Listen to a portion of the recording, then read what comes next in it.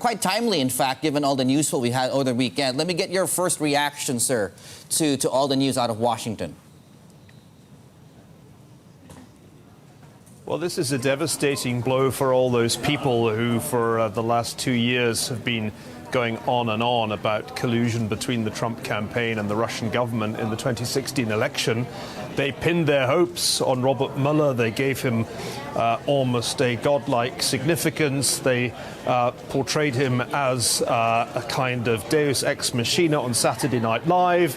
And the news has just broken that he has cleared the president and his campaign of collusion with the Russian government. Not only that, but there isn't going to be any indictment, any further action on the allegation of obstruction of justice. So on 2 counts, the president's opponents have suffered devastating blows over the weekend. And that sound that you can hear just audibly from the United States is liberal journalists and Democrats still trying to dig themselves ever deeper into this hole. If I were them, I would move on and move on rapidly to other topics. Neil, of course, yeah, there are lots of other topics we're talking about. We'll come to some of those. I think you wrote a piece at the beginning of March saying that in 1941 we had senators going to decide when America was going to enter the war on the Allies' side. Now, nearly all of them got it wrong. In fact, all of them did get it wrong. People have been trying to do that with Donald Trump as to when his presidency ends. What's your best guess, then? I think my best guess is that the president has slightly better than even chance of being re-elected in 2020, and not just because of the failure of Mueller to find him guilty of collusion or obstruction of justice. I think there's a whole bunch of other stuff going on here that helps him. For example, the Federal Reserve's fundamental change of approach to inflation, which means an easier monetary policy for the rest of this year and presumably into next year.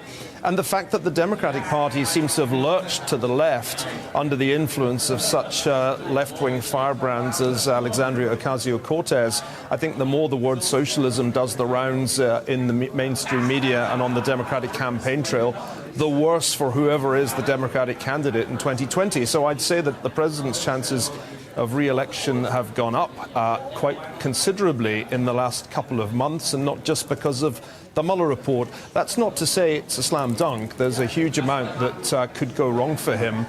Bear in mind that he has significant difficulties with female voters, with young voters. If you look at the latest numbers out of the key swing states in the Midwest, Michigan, Wisconsin, and so forth, you'll see that he's not in a particularly strong position. But the way things are going, it seems to me that the traditional advantage the incumbent enjoys is with him. And if the Democrats nominate any number of their potential candidates, it seems likely to me that he'll win. Not that many of them at this point seem strongly positioned to defeat him. Neil, I'm just curious. You mentioned about populism. We're seeing a sizable and if not rising amount of governments among the G20 that are being either governed by populist or non-democratic regimes.